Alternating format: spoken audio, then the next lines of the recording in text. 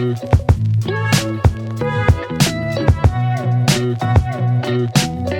good evening. It is Wednesday, May 10th, 2023. I had a very busy day today and didn't get to spend a lot of time in the workshop, but thankfully, actually, yesterday I finished everything that I set out to accomplish. So this morning, the rear spar and its components were ready to be riveted.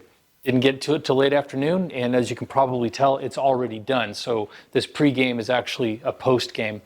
And that's what I'm going to call it for today. I'll show you what I did after I wrap this up. Tomorrow I'll get into wing rib preparation, and with any luck and tenacity, maybe I can get through all 30 of them in 2 days. We'll see. But I did want to add a little note here before I cut to the sped up video of riveting. I really do appreciate all of you who've been following my build on this channel. It's been fun to see the channel grow and to interact with you guys, and also to hear from a few of you that some of the things that I've posted have actually been maybe helpful, which is great. I was lucky enough and am still lucky enough to kind of learn from the mistakes and the successes of other builders that I follow online as well. On that subject, if you're considering purchasing a kit from Vans, why don't you include in that my builder number, which is right here, and also put it down in the description. If you include my builder number when you purchase a kit from Vans, it's not going to do anything to your price. It's not going to make it go up. It's not going to make it go down. However, they will send me $100, and you can probably guess what I'll spend it on. Replacement parts for things that I'm sure to screw up in the future. So anyways, let's get to it. Catch up with you on the other side. Tomorrow we get into wing rib prep hell. So if you watched the previous video, I said that I was waiting to find out from Vans Builder Support if I had messed up a part on the day that you're watching right here. And I did get my answer, and I wasn't surprised by it, but yeah, the part does need to be replaced. But I'm going to keep you in suspense until we actually get to that part of of today's video. So obviously what I'm doing here is getting all of the components to the rear spars clecoed on.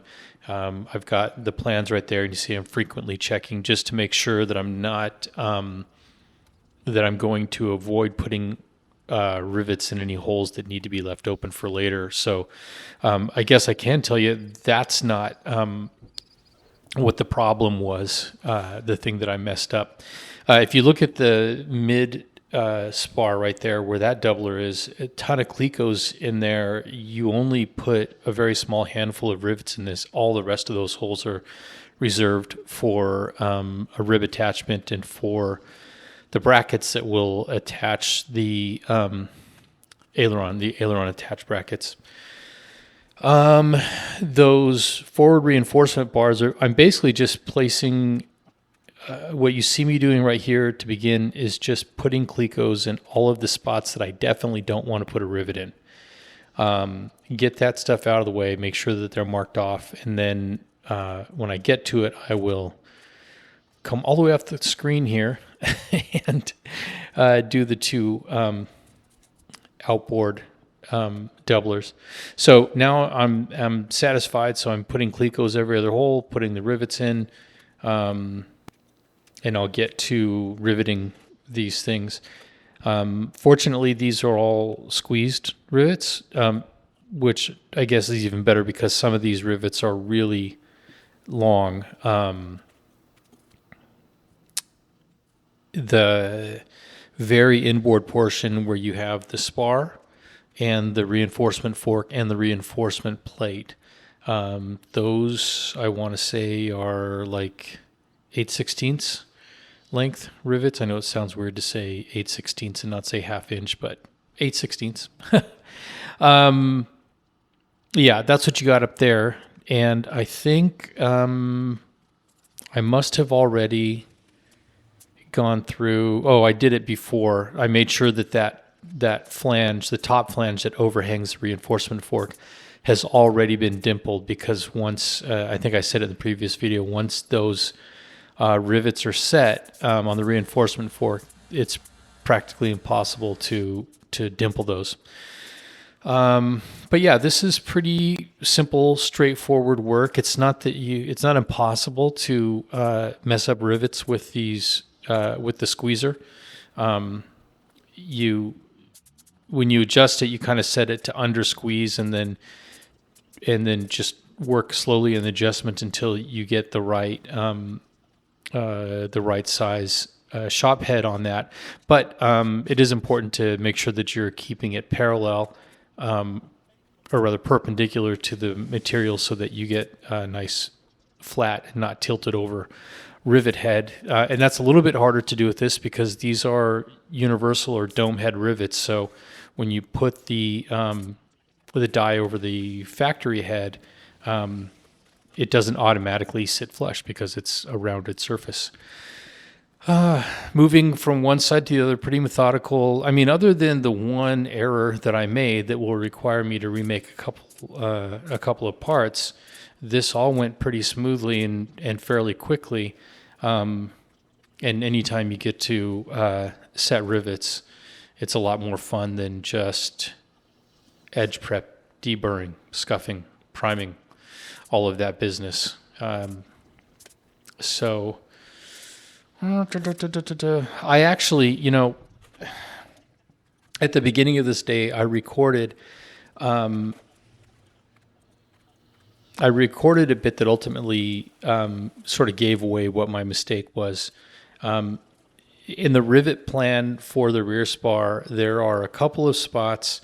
Right now you can see the very far outboard right end of I guess that would be the left spar, and it's flipped over. Yeah, it's flipped over. But you have a row of flush rivets there because those rivets are going to be underneath the aileron attach bracket. And then there's one hole where the aileron attach bracket uses that also needs to be countersunk, which was confusing to me. You have 4 rivets on the aileron attach bracket where it attaches to the spar and the doubler.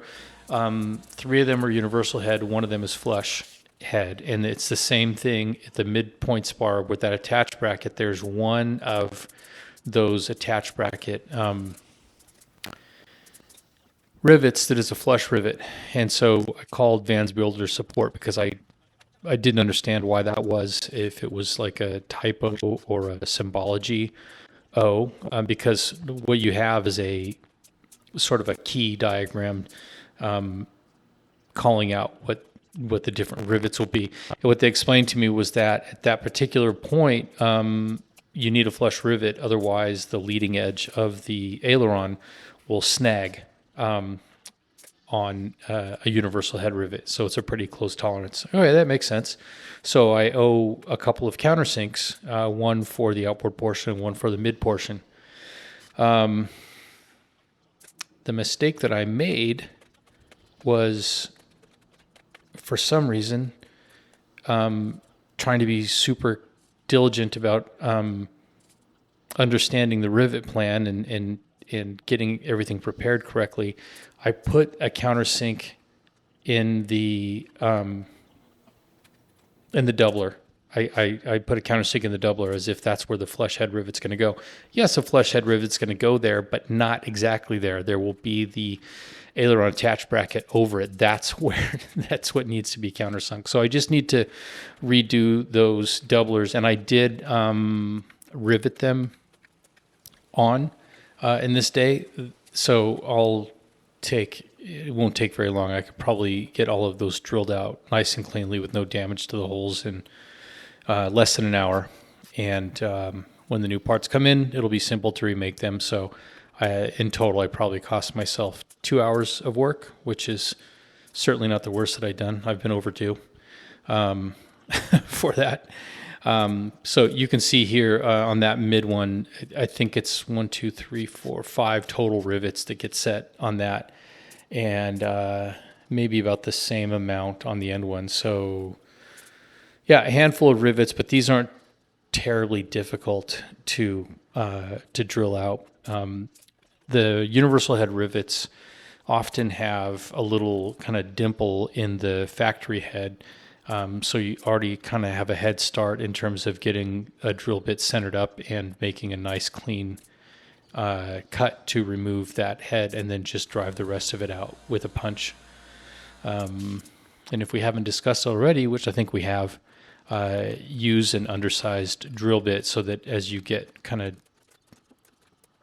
of deeper into the head of the rivet, if you're centered well, you don't really risk touching the edges of the hole that you've already created.